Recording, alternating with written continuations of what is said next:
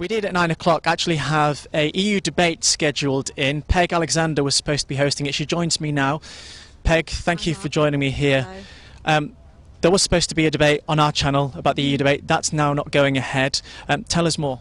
Yeah, well, as soon as the news came through that Jo Cox had actually been shot, quite soon afterwards, both the campaigns in the referendum campaign actually said they would stop campaigning for the rest of the day.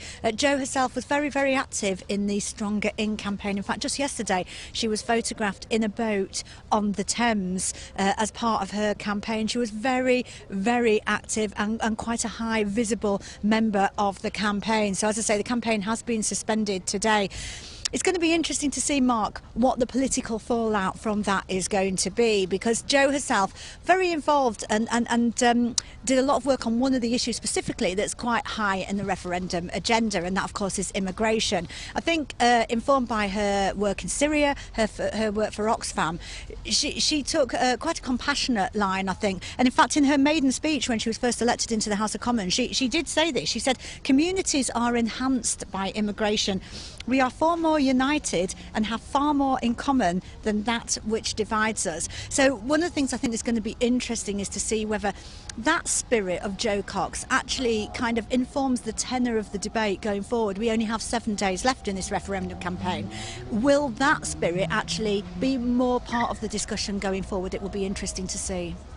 What does this mean for the actual EU referendum as well? Will it still go ahead?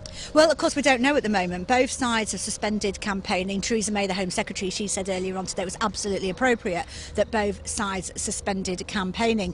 We'll wait to see what happens tomorrow. In fact, we've got a couple of heavyweights due to be in Leeds tomorrow for the Leave campaign. We'll wait to see whether they do come, whether that happens. I can't imagine this will be the end of the campaign. I'm sure some people would say that wouldn't have been what Jo Cox would want, that actually she would want this referendum to go ahead, and from her position she would want a vote to remain. So we will wait to see basically what happens, but we will also wait to see whether this actually impacts too on the debate that happens over the next week. Absolutely. Of course, she was a Labour MP, but this affects all sides of the political spectrum. What have MPs in our area been saying today? Yeah, I mean, MPs from across the political spectrum very, very quickly were taking to social media and a real outpouring of feeling towards Jo Cox. I mean, that's one of the things I picked up, was right across the board how much people actually just really liked her as a person, you know, and how much respect they had for her as a rising star of the Labour Party. I've had a look at the flowers behind me there. There's certainly a bunch there from Mary Cray, the Wakefield MP. I think a lot of the MPs here are not just going to be shocked like everybody else, but really, really saddened that they've lost a friend. You know, I think the sense of emotion is just going to be so strong. Absolutely. Peg Alexander, thank you very much for joining me.